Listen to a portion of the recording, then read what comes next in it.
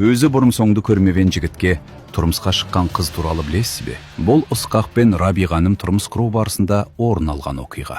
Ыбырайым жасы ұлғайып қартайған еді. Енді жаратқан иенің уәдесі ұлы Ысқаққа ауысатын болды. Оған осы уәдені жалғастыру үшін үйлену керек еді. Сондықтан Ыбырайым өзінің сенімді қызметшісін ұзақ сапарға Ысқаққа қалыңдық іздеуге жіберді. Қызметші қала сыртындағы құдық басына келіп, бір белгі сұрап мінәжат етті. Дәл сол сәтте су көзінің басына Рабиға келді. Ол бейтаныс адамды байқап, бірден жәрдем беруге ұмтылды.